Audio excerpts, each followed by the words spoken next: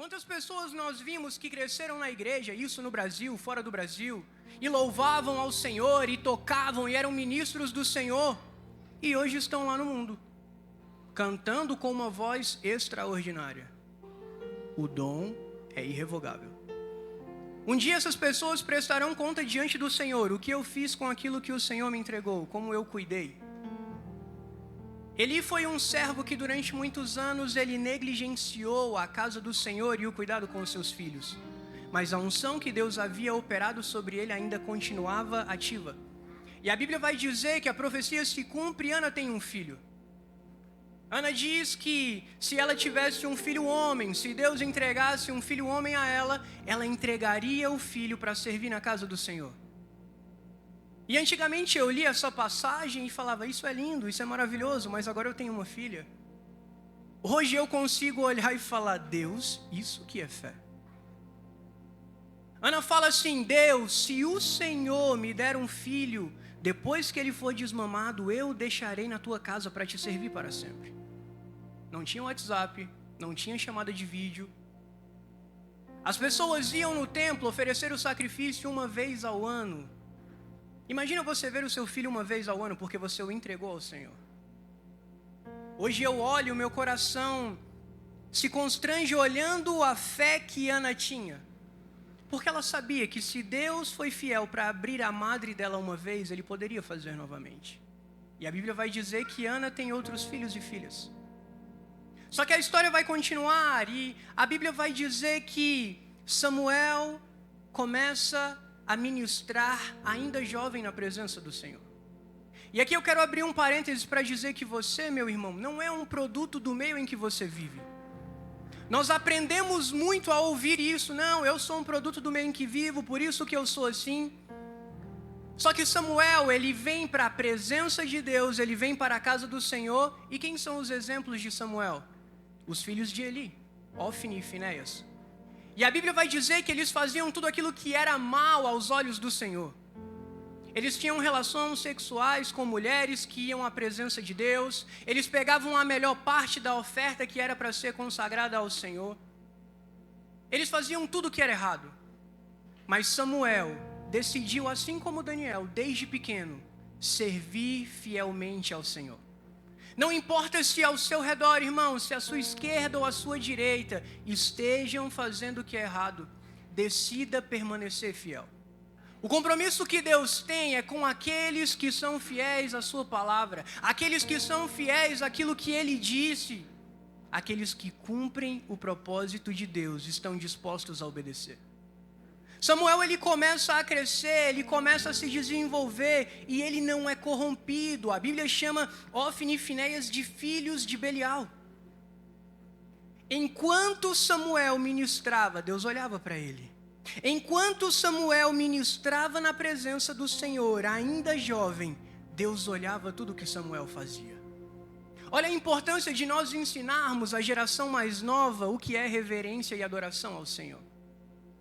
Samuel ministrava na presença de Deus. Samuel, ainda jovem, ministrava diante da presença do Senhor. E o que eu acho fantástico, Kelly, é que no capítulo de número 3, enquanto Samuel ministrava, ele não está recebendo nada de Deus. Deus não está falando nada com ele.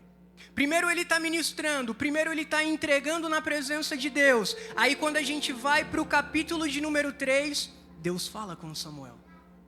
Olha a importância da nossa perseverança com Deus. Não importa, irmão, se você está orando e não tem resposta. Não importa se você está adorando e não tem resposta. Não importa se você está aqui pela 10ª vez e não tem resposta. Continue firme na presença do Senhor. Porque Ele tem a resposta no tempo correto para você. Ele tem o direcionamento certo para a sua casa no momento oportuno. Samuel está buscando a Deus, Samuel está ministrando na presença do Senhor. E aí eu te pergunto, quando você vem à casa dele, o que você vem fazer? Conversando com alguns amigos há algum tempo atrás, parece que em alguns momentos a igreja tem se tornado um clube social. Aonde eu vejo meu amigo, aonde eu vejo minha amiga, aonde eu vejo o meu colega que eu não via há muito tempo, aonde eu vou para ouvir uma palavra legal, para ver um louvor bacana. Só que a Bíblia nos ensina que o culto não é para mim. Não é se o culto foi bom ou se o culto foi ruim. O culto é o que eu presto a Deus, é o que eu entrego a Deus. Eu preciso vir à presença de Deus falando: Senhor, eu quero te adorar. Senhor, tira a inquietação da minha mente. Senhor, eu quero deixar os problemas lá fora. Senhor, eu quero aprender a Tua palavra. Aquela oração que eu sempre faço: Deus, eu quero que o meu coração seja uma terra fértil. Porque a Tua palavra, ela semeia, a Tua palavra, ela frutifica no tempo correto. Samuel tinha consciência que ele ministrava ao Senhor e não a Eli. Samuel ministrava ao Senhor e não a Ofni e Finéias. Samuel sabia que no momento certo Deus falaria com ele.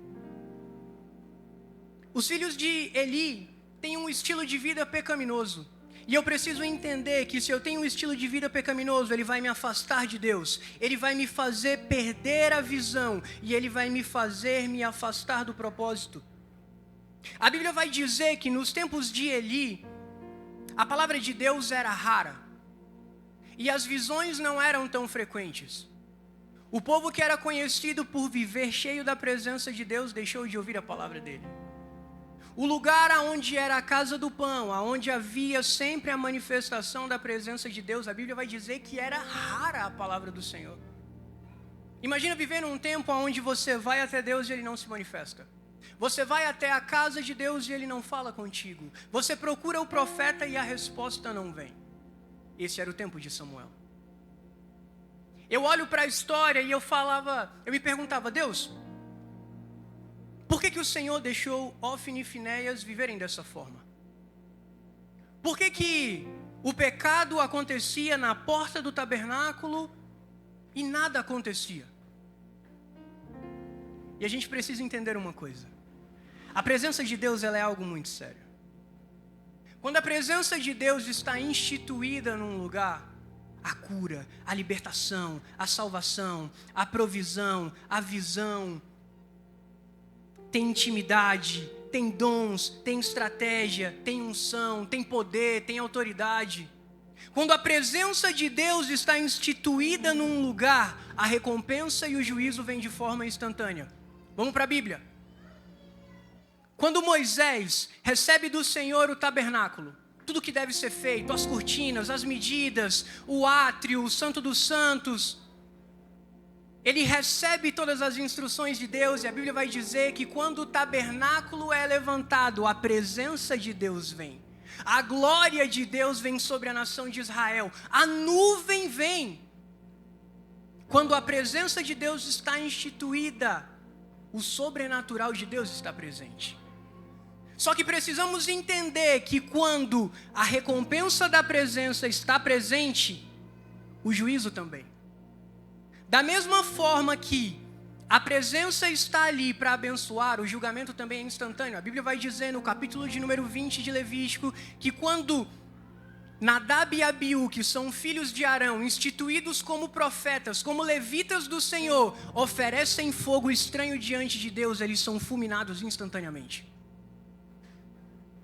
Quando a gente vai para o Novo Testamento e a gente vê o Pentecostes, que nada mais é do que a presença de Deus, o Espírito Santo se manifestando na terra, a Bíblia vai dizer que quando Pedro é cheio da presença de Deus, ele prega e 3.000 almas se rendem ao Senhor. A Bíblia vai dizer que Pedro passava e a sombra dele curava as pessoas. A presença de Deus instituída, Ananias e Safira vêm e mentem diante de Deus e são fulminados na hora. O nosso Deus é santo. E precisamos aprender, irmãos, a andar em santidade diante do nosso Deus, a aprender a obedecer o que Ele deixou para nós. Quando eu olho para essa palavra,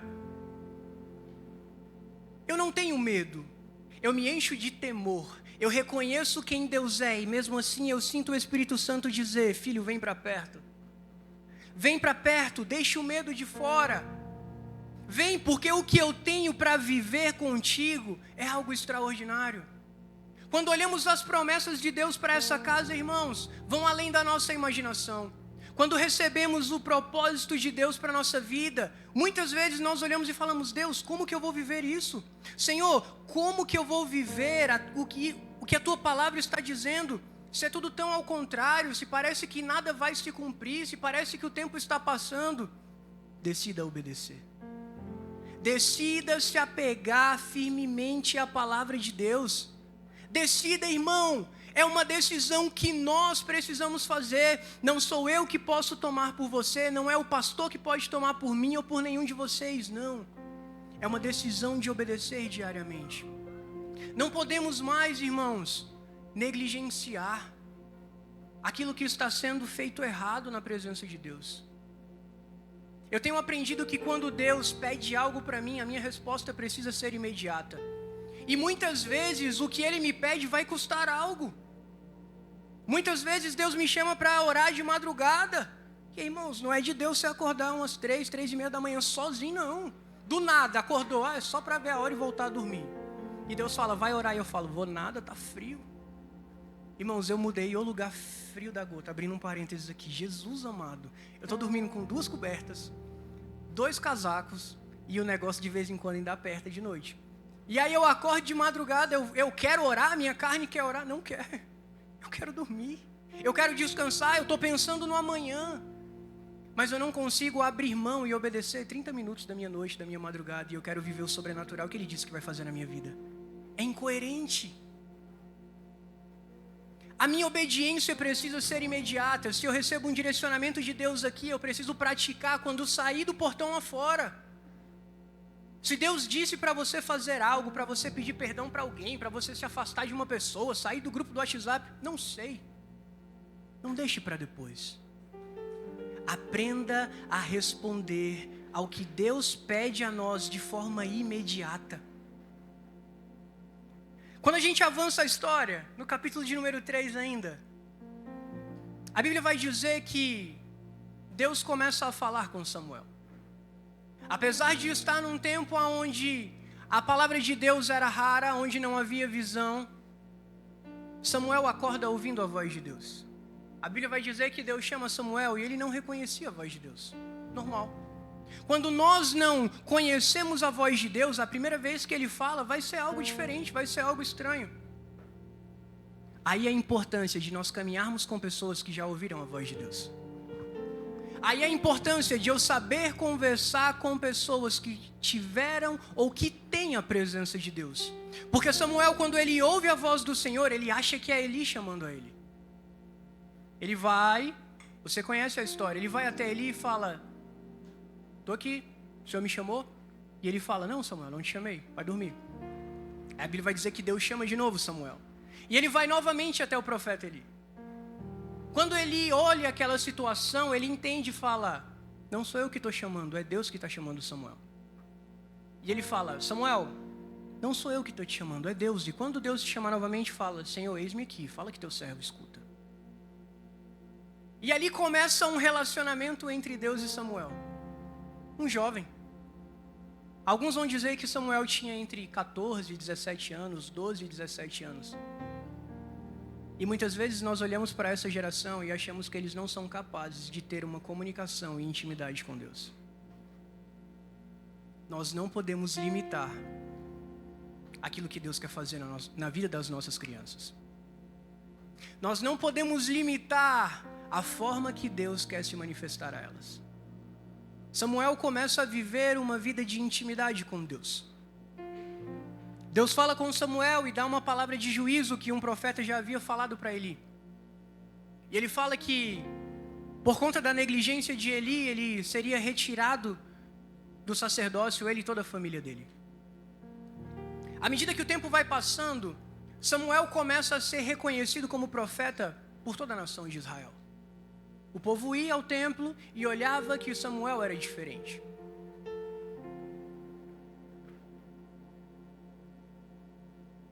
Quando nós nos colocamos na presença de Deus, o tempo da exaltação chegará. Não é no meu tempo, é no tempo que Ele tem. O nosso papel é permanecer, e esse permanecer também faz parte da obediência, e eu sei que é um desafio. Eu sei que é difícil ver o tempo passando e falar, Deus, mas o Senhor disse que faria, o que aconteceu? Pai, o Senhor disse que salvaria essa pessoa, o Senhor disse que abriria essa porta. o nosso papel é permanecer. Deus, o Senhor disse que me honraria no meu local de trabalho. O meu papel é permanecer fiel. Samuel, ele continua crescendo. Samuel continua se desenvolvendo na presença de Deus. E a Bíblia vai dizer no capítulo de número 4 de Samuel que há uma guerra entre os filisteus e o povo de Israel. O povo de Israel está perdendo a guerra e eles têm uma brilhante ideia. Já sei, vamos trazer a arca da presença de Deus. A arca simbolizava a presença de Deus no meio do povo de Israel. Só que a presença de Deus já não estava ali há muito tempo. Israel está perdendo a guerra. E a Bíblia vai dizer que quando eles trazem a arca da aliança, o povo fica jubiloso, o povo grita tão alto que a terra estremece e os filisteus falam: o que é isso que está acontecendo do outro lado? Meu Deus, agora os deuses vão nos castigar. Só que a presença de Deus não estava mais com eles. A Bíblia vai dizer que Israel perde aquela batalha, que a arca é tomada pelo povo filisteu, e naquele dia 34 mil homens de Israel são mortos pela espada, inclusive Ofni e Finéias, os filhos de Eli. A Bíblia vai dizer que tem um homem que está no meio da batalha, e quando ele vê aquela destruição, ele sai correndo de volta para o povo de Israel, e Eli está sentado numa cadeira de balanço. E ele chega e fala assim: Eli, os teus 2 filhos morreram na guerra. E a Bíblia vai dizer que Eli, numa cadeira de balanço, cai para trás e quebra o pescoço e morre. A nossa vida com Deus não é cadeira de balanço. Eu não posso ficar indo e voltando e achar que está tudo bem. Um dia eu quero, no outro não.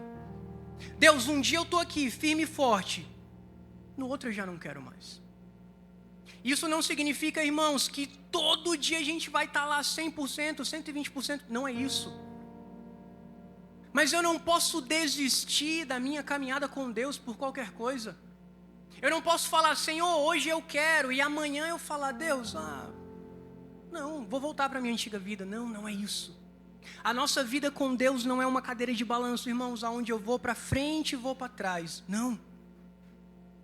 A Bíblia vai dizer que quando a esposa de Finéias ouve que o seu marido morreu, ela que estava grávida, ela entra em trabalho de parto e ela dá o nome do filho de Icabô. Foi-se a glória de Israel. Uma geração que não valorizou a presença de Deus. Uma geração que foi chamada para servir diante da presença de Deus e que desvalorizou a presença. Você consegue entender o quão afortunados, bem-aventurados, mais que felizes que a palavra é, porque nós fomos chamados por Deus? É tão incoerente, né? Quando a gente fala assim: eu aceito a Jesus, mas é Ele que me aceita primeiro. Se não for Ele que me chamar para perto, porque não tem valor em mim, eu não tenho nada para oferecer para Deus. Senhor, me aceita que eu vou te dar aqui o meu melhor louvor. Ele não precisa do meu louvor. Senhor, me aceita que eu vou te dar a minha oferta. Ele não precisa da minha oferta. E mesmo assim, Ele decide me aceitar. Ele me chama para perto. Ele trata as minhas mazelas, os meus pecados. Ele me dá uma veste nova e fala: a partir de hoje você é filho. O amor de Deus é extraordinário. Não podemos ser essa geração que despreza a presença de Deus. Eu não posso, irmão, ser a geração que despreza aquilo que Deus tem falado que vai fazer. Eu li o testemunho de uma vez de um pastor que ele construiu uma igreja muito grande nos Estados Unidos. E depois de algum tempo, a igreja instituída, ele disse que sentava um senhor no fundo da igreja e todos os cultos aquele senhor chorava copiosamente. E ele, de início, achou que era a presença de Deus quebrantando aquele homem. Até que um dia, depois de vários cultos naquela situação, ele olhou e no final do culto foi conversar com aquele senhor, para saber o que estava acontecendo. E aquele senhor falou bem assim: Deus me chamou para fazer essa obra que você está fazendo. Eu tenho o projeto desta igreja desenhado como ela é hoje, mas eu decidi não fazer. Eu decidi não seguir aquilo que Deus tinha sinalizado para fazer. E hoje eu olho e vejo quanto tempo eu perdi. como eu deixei a oportunidade que Deus me chamou para fazer com Ele e para Ele ir embora. E ele chorava amargamente de arrependimento. Eu não quero ser aquele que vai deixar a obra do Senhor passar. E eu não quero, irmãos, olhar para a obra que Deus está fazendo aqui, daqui 1, 2, 3, 4, 5, 10 anos, não sei, e me perguntar, cadê o fulano que começou conosco? Não, irmãos. A nossa oração é para que nós consigamos caminhar juntos como família. Obedecer juntos, ajudando um ao outro. Porque eu sei que existem desafios na nossa caminhada com Deus. Existem, irmãos, dificuldades. Existe o cansaço, o desânimo, a fraqueza, a distância, o combustível caro. As nossas chateações e frustrações, eu sei que tem. Mas a gente precisa seguir firme. A gente precisa seguir firme na presença de Deus. Mas vamos continuar que o tempo está indo embora. A Bíblia vai dizer que os filisteus, eles levam a arca de Israel. Só que a arca que simbolizava a presença, quando ela estava no meio do povo filisteu, ela começa a fazer mal para o povo. O povo começa a nascer feridas, o povo começa a ser infestado por ratos. E a presença de Deus, quando ela está no meio do povo filisteu, ela é tão grande que o povo filisteu adorava um Deus chamado Dagon. Eles dizem que eles colocavam a arca da presença diante de Dagon. Deixaram em uma noite, quando chegavam na manhã, Dagon estava prostrado diante da arca da presença de Deus. Eles foram lá, levantaram a estátua de Dagon e deixaram no segundo dia. Quando chegaram, ela estava com as mãos e a cabeça cortada. Diante do nosso Deus, o mundo não tem vez. A Bíblia vai dizer que eles ficam desesperados e falam assim: vamos mandar a arca da aliança embora antes que nós sejamos destruídos. Aí a Bíblia vai dizer que a arca, depois de muito rodar, ela vai parar na casa de Abinadab. A arca vai para a casa de Abinadab e ela vai ficar lá por 20 anos, até que Davi vá buscá-la. Aí a gente prossegue na história. Quando chegamos no capítulo de número 8, a Bíblia vai dizer que o povo de Israel começa a clamar por um rei. Eles viviam numa teocracia. A maior autoridade diante do povo era Deus. Deus falava as guerras que o povo devia pelejar, para onde o povo devia ir. Só que a nação de Israel começa a olhar as nações vizinhas e olhar que todos eles têm um rei. Como você tem olhado o mundo aí fora? Nós temos olhado para o mundo e pensado, poxa, eu não tenho isso. Poxa, eu não tenho isso aqui, isso é tão bom. Ou eu consigo olhar para o mundo e falar, eu tenho o que eles não têm. Eu tenho a presença de Deus comigo. Eu tenho o Espírito Santo dentro do meu lar. Eu tenho a paz que excede todo entendimento. Eu tenho o sangue de Jesus que me lava e purifica. Eu tenho a eternidade para viver com Deus. Precisamos olhar para o mundo e falar, não, tá ruim é para eles, não é para nós. Porque sem Deus, irmãos, não há salvação. Sem Deus não há uma eternidade boa. Só que a nação de Israel começa a olhar para o povo lá fora e falar, Samuel, nós queremos um rei. Samuel, nós queremos um rei diante de nós. E a Bíblia vai dizer que Deus chama Saul, ouve o clamor do povo e coloca Saul como rei. Quando eu olho Saul e Davi, eu vejo Saul como uma geração que é levantada pelo clamor do homem. E eu vejo Davi como uma geração levantada pelo coração de Deus. A gente vive num tempo onde parece que Deus só trabalha quando eu tenho muitos seguidores na rede social. Deus só recebe o louvor daquele que tem muitos seguidores no Instagram. Não, eu só vou ouvir o pastor tal porque ele tem muitos inscritos no YouTube. Esses dias eu estava conversando com a Ingrid, um cantor famoso até. Gravaram um áudio dele usando um palavrão e o nome de Deus ao mesmo tempo. E é um músico bastante famoso. E eu não estou aqui, irmão, para atribuir justiça, peso, não sou o juiz de ninguém. Mas quando nós estamos numa posição aonde nós somos observados por várias pessoas, é aquilo aonde muito é dado, muito será cobrado. E parece que nós vivemos uma geração aonde as pessoas gostam de levantar homens, de levantar pessoas que se dizem seguidores fiéis da palavra, mas não são. Aquilo que Timóteo escreveu, que no fim dos dias as pessoas teriam como comichão dentro dos ouvidos, de que não ouviriam a sã doutrina, não dariam ouvido à palavra de Deus, eu vejo isso se cumprindo. Porque onde a palavra de Deus é pregada genuinamente, muitas vezes não se dá valor, e eu louvo a Deus pela sua vida, porque nós estamos aqui porque somos um povo diferente. Porque somos um povo que decidiu ouvir a palavra de Deus e obedecer. Porque somos instruídos pela palavra de Deus. Mas estamos vivendo tempos difíceis. Aí a gente chega no nosso texto, que eu pedi para você abrir, 1 Samuel capítulo de número 10. Vamos ler rapidinho. A Bíblia vai dizer assim: Samuel ouve a voz de Deus e vai ungir Saul como rei. Então tomou Samuel um vaso de azeite e lhe derramou sobre a cabeça, e o beijou e disse: porventura não tem ungido o Senhor por capitão sobre sua herdade? Partindo-te hoje de mim, acharás 2 homens juntos ao sepulcro de Raquel, no termo de Benjamim, em Zelza, os quais te dirão: acharam-se as jumentas que foste buscar, e eis que já teu pai deixou o negócio das jumentas e anda aflito por causa de vós, dizendo: que farei eu por meu filho? E quando dali passarem mais adiante, chegares ao carvalho de Tabor, ali te encontrarão 3 homens que vão subindo a Deus a Betel.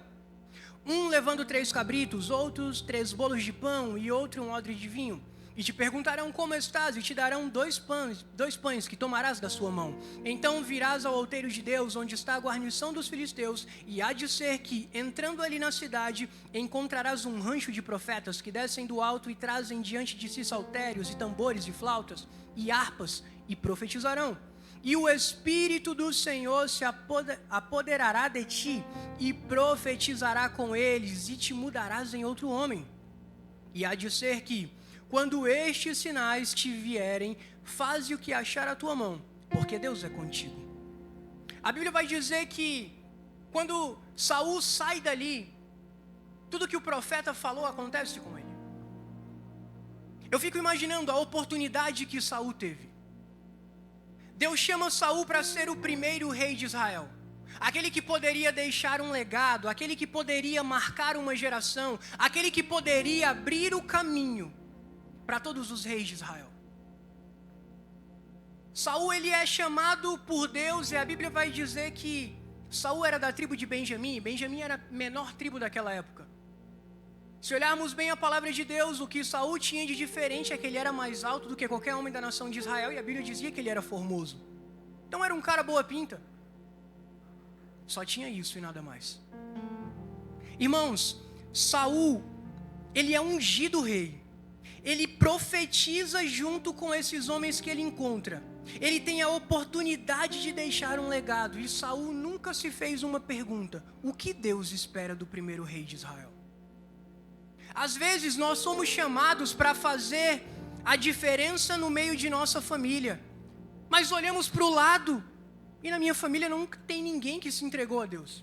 Na minha família nunca teve um pastor. Na minha família nunca teve alguém que evangelizava. Na minha família nunca teve alguém que fez isso na presença de Deus. E Deus te chama para perto. O que você tem que perguntar é: o que Deus espera de mim?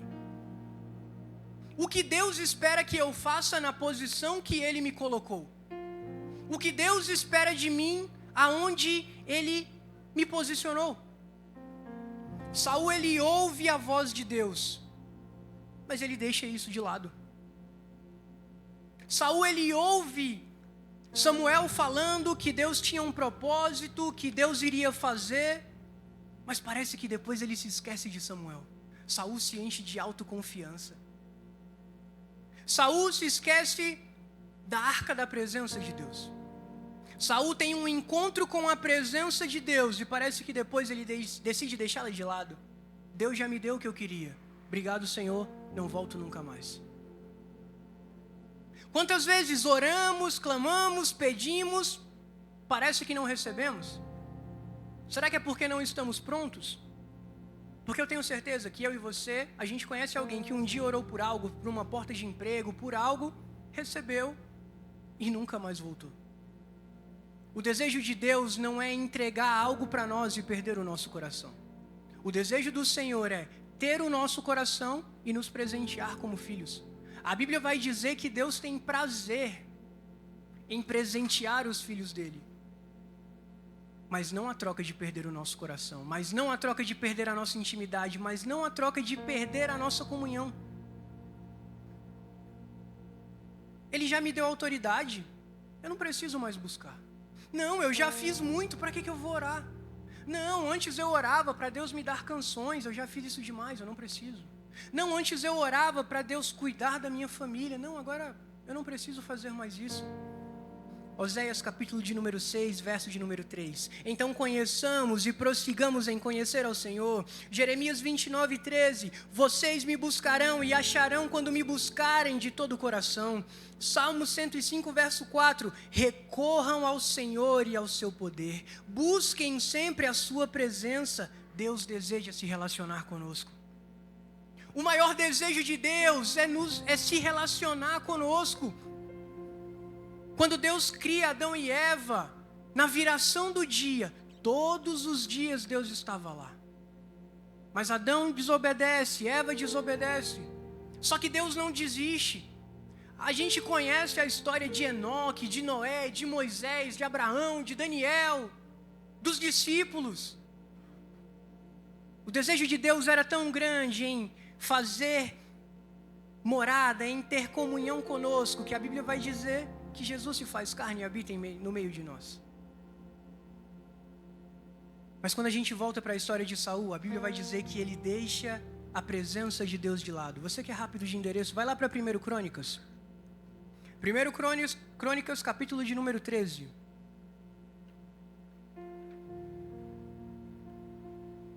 Primeiro Crônicas, capítulo de número 13, verso de número 3. Olha o que a Bíblia vai dizer. Isso é Davi falando. E tornemos a trazer para nós a arca, a presença do nosso Deus. Porque não a buscamos nos dias de Saul. Em algumas versões vai dizer que ela foi esquecida nos dias de Saul. Aonde você tem deixado a presença de Deus? A presença de Deus nos nossos dias é o Espírito Santo habitando dentro de nós. Nós acabamos de cantar e louvar e orar ao Senhor, e o Misael falou que Deus, nós somos tua morada. O Senhor não vai e volta mais, não, o Senhor habita dentro de mim. Deus, eu quero habitar com a tua presença, eu quero comunhão, eu quero intimidade, eu quero mais de ti. Espírito Santo, eu quero me relacionar com o Senhor. Espírito Santo, eu quero conhecer mais de ti. Tem um livro muito bom que eu li há algum tempo atrás, chamado O Deus Esquecido, de um pastor americano chamado Francis Chan. E como ele vai falar da forma que nós temos negligenciado o Espírito Santo de Deus.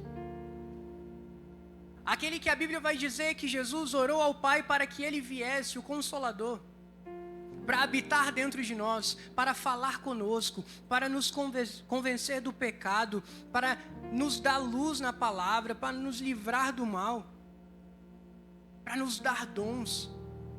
Parece que temos deixado ele de lado. É tempo de avivar a chama do Espírito Santo em nós. O segundo estágio da vida de Saul é quando ele se ensoberbece. A Bíblia vai dizer que no capítulo de número 13, Samuel dá uma ordem a Saul e fala: Saul, aguarda, porque daqui uma semana eu vou chegar até você e nós vamos sacrificar diante de Deus. Eu vou sacrificar um animal e nós vamos ouvir o que Deus está dizendo. E a única pessoa que podia sacrificar um animal diante de Deus era o sacerdote. Só que a Bíblia vai dizer que O povo começa a ficar aflito porque os filisteus estão na iminência de atacar o povo de Israel de novo, e eles começam a se dispersar. E quando dá o 7º dia e Saul olha que Samuel não chega, ele decide sacrificar o animal ao Senhor. E a Bíblia vai dizer que quando Saul acaba de sacrificar o animal a Deus, Samuel chega e fala assim: Saul, o que você fez? E ele fala: não, eu vi que você estava demorando e o povo começou a ir embora, então eu fiz o sacrifício diante de Deus. E a Bíblia vai dizer que Samuel fala para Saul: Saul, por causa da sua atitude, Deus levantará outro rei para Israel. Precisamos entender, quando nós caminhamos sem a presença de Deus, a gente começa a cometer erros, pecados, e não se dá conta mais. O profeta de Deus vem, questiona Saul, e ele não se arrepende. Em momento algum, em 1 Samuel, capítulo de número 13, você vai ver Saul falando: Samuel, eu pequei, me perdoa, vamos orar ao Senhor, eu reconheço o meu erro. Não. Saul era obstinado. Saul, ele errava e não se arrependia. Aí eu olho para o começo da história de Saul e falo: Deus, como se pode começar tão bem e terminar tão mal? Como eu posso começar cheio de vontade, querendo mais de Deus, sabendo o propósito que Ele tem para a minha vida, e de repente eu decido deixar tudo de lado? Saul foi um homem que viveu o chamado de Deus. Deus o chamou para ser rei, mas ele deixou o propósito de Deus de lado. O propósito de Deus era que Saul conhecesse a Deus e obedecesse a Ele. E foi tudo que Saul não fez. A Bíblia vai dizer que Saul vai para o último estágio da sua desobediência. E eu peço que você vá para Samuel, capítulo de número 15. O último estágio da desobediência de Saul traz a rejeição de Deus. 1 Samuel, capítulo de número 15.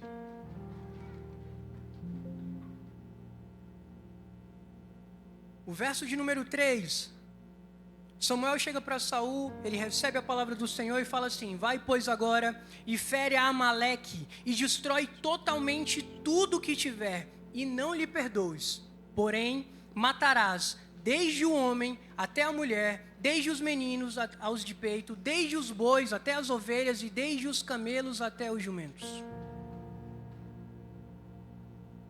Samuel recebe essa palavra de Deus, ele vai até Saul e fala o que tem que ser feito. Só que Saul decide desobedecer a palavra de Deus, a ordem que Deus tinha dado.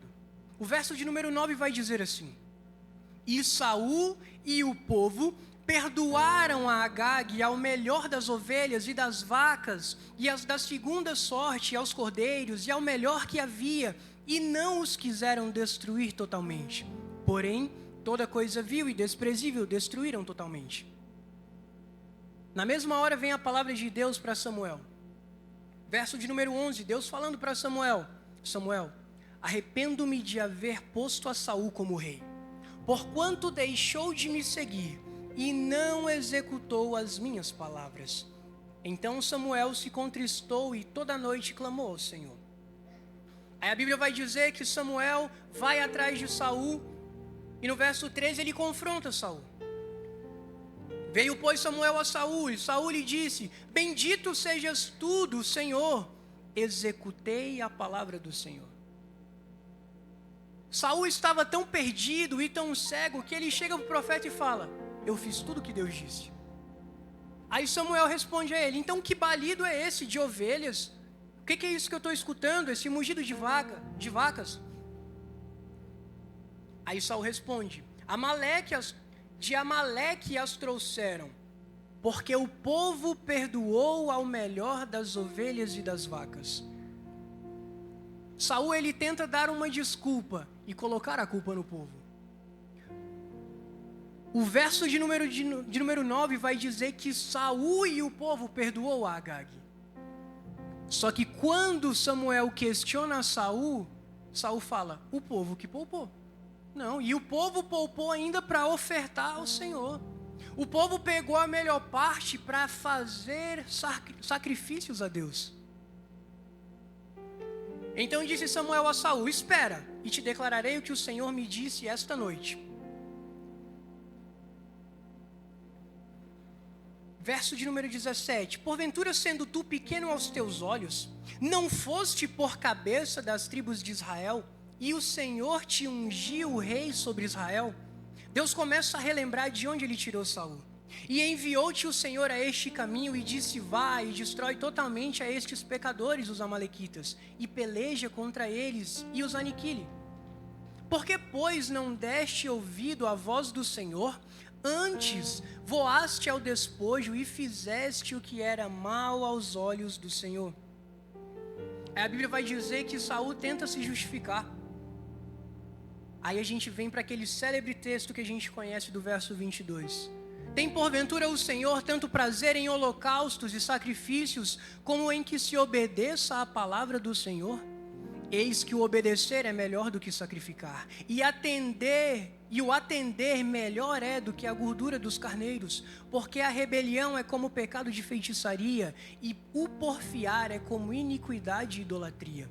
Porquanto tu rejeitastes a palavra do Senhor, ele também te rejeitou a ti, para que não sejas rei. Saul ele vai continuar argumentando com Samuel. E aí o verso de número 30 me deixa abismado. Depois de tudo, e ele falar, tentar justificar o que ele tinha feito, ele vai falar assim: Samuel, pequei, tudo bem. Honra-me, porém, agora diante dos anciãos do meu povo e diante de Israel, e volta comigo para que adore ao Senhor teu Deus. Saul estava tão perdido que o que ele buscava era a honra diante dos homens. Ele vira e fala assim: eu errei mesmo, mas me honra diante do povo, me reconhece diante do povo e está tudo bem, depois com Deus eu me acerto. A pior coisa que podemos fazer, irmãos, é deixar de obedecer a palavra de Deus. Enquanto eu orava e buscava ao Senhor, eu falava: Deus, nos ajuda, Senhor, a viver em obediência. Me ajuda, Deus, a viver em obediência com a Tua palavra. Senhor, por que nós temos tanta dificuldade em obedecer ao Senhor? E aí a gente vai para Lucas 6,46. Porque vocês me chamam Senhor, Senhor, e não fazem o que eu digo? Jesus está falando assim: por que vocês estão chamando o Senhor e levantam as mãos e me adoram e não seguem a minha palavra? Isso me afligiu. Eu falei: Deus, qual é a diferença entre Saul e Davi? Porque Davi também pecou, porque Davi também foi confrontado pelo profeta, mas Davi sabia se arrepender e Davi sabia amar o seu Deus. Quando olhamos para a história de Davi, nós vemos que ele vai atrás da Arca da Aliança, que ele deseja trazer a presença de volta para o povo de Israel, que enquanto ele é perseguido, enquanto ele erra, ele se arrepende, ele escreve salmos, ele busca continuamente a face de Deus. Abra sua Bíblia em João capítulo de número 14, verso 23, para a gente encerrar. João capítulo de número 14, verso de número 23.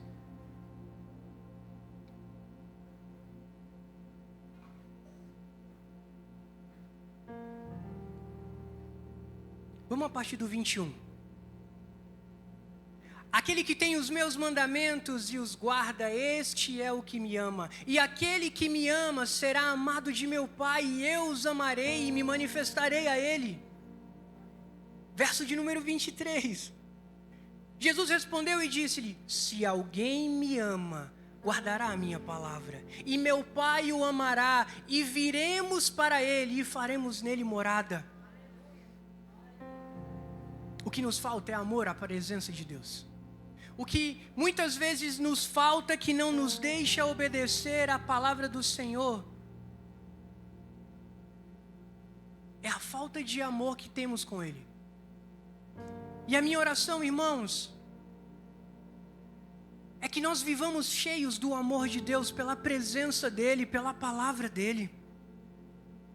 Nós não podemos mais passar dias, semanas, meses, sem meditarmos na palavra dele. Não podemos mais deixar o nosso tempo ser roubado, deixar a nossa intimidade com ele ser roubada. Deus está nos chamando para perto. O convite para obedecer à palavra dele é simples. É um desafio obedecer todos os dias, sim, mas o convite para ele é: filho, ame a minha palavra. Se deleite na minha palavra, porque eu quero me revelar a você. Filho, ame a minha palavra, porque eu quero me revelar à sua casa. Filho, ame a minha presença, ouça o que diz a minha palavra, pois eu quero me revelar a você. Enquanto eu orava e eu falava: Deus, nos ajuda como igreja a colocar este firmamento, este alicerce de amar a tua palavra, ensinar a criança, o jovem, a importância de amar a palavra de Deus, viver amando a palavra de Deus, irmãos, porque é um desafio. Tem semanas que são tão corridas, de trabalho, de problemas, de dívidas, de cansaço, de desentendimentos em casa. Mas o convite de Deus para nós é: eu quero trabalhar em cima de todas essas situações, mas vem meditar na minha palavra. Vem aprender a obedecer a minha palavra. Eu estou te chamando para perto, só obedece e vem. Eu estou te chamando para falar comigo, só obedece e vem. Se são 5 minutos do seu dia, se são 10 minutos, se é 1 hora, vem falar comigo. Se coloque de pé no seu lugar.